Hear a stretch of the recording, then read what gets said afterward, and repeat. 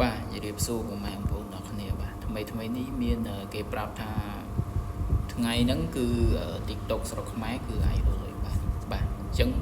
បើសិនជាអាចរកលុយបានខ្ញុំសាកទៅឆែកមើល TikTok របស់ខ្ញុំព្រោះ TikTok របស់ខ្ញុំមាន follow ដល់ទៅ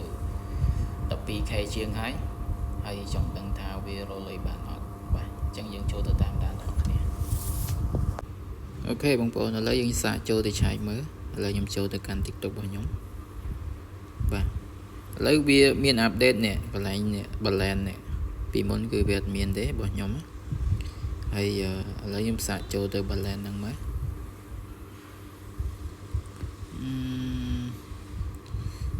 អានេះcoin ទេបងប្អូន34 coin ហ្នឹងគឺខ្ញុំបានតម្លាក់ពី AVA មកទេ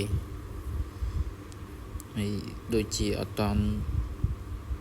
មានអាចរកលុយបានទេបងប្អូនដោយសារវាជាប់សោនេះនៅទេបងប្អូនអានេះគេឲ្យយើងរងចាំគេអាប់ដេតមកថាយើងអាចរកលុយបានអត់ទេតែដូចអត់តន់បានរកលុយកើតទេបងប្អូនឥឡូវយើងសាកចូលទៅ TikTok Studio វិញនេះរបស់ខ្ញុំគឺមាន follow ដល់ទៅ 12k ជាងខ្ញុំសាកចូលទៅ TikTok Studio នេះកន្លែងរកលុយដូចជាអត់តន់បានបើកឲ្យរកលុយទេបងប្អូននៅតែជាប់សោដដែលទេ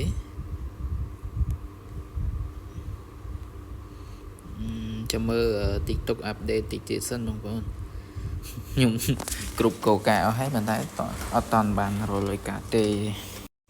បាទអញ្ចឹង TikTok របស់ខ្ញុំគឺអត់តន់អាចបើករកលុយបានទេអញ្ចឹងបងប្អូនដែលគាត់មាន follow ច្រើនហើយមានអ្នកមើលច្រើនមានអ្នក like ច្រើនបងប្អូនសាកទៅឆែកមើលតាមរបៀបដូចខ្ញុំឆែកទៅខ្លាចរកលុយបានគឺអែមអញ្ចឹងTikTok របស់ខ្ញុំប្រហែលជាខ្ញុំលេងយូរឆ្នាំក៏មិនដឹងដែរដូចគឺសារខ្ញុំអត់សូវបានផុសប៉ុន្តែវាអត់តន់បើករកលុយឲ្យទេចាំមើលអាចជាថ្ងៃមុខទៅគេអាប់ដេតឬក៏យ៉ាងណាមានតែចាំមើលទាំងអស់គ្នា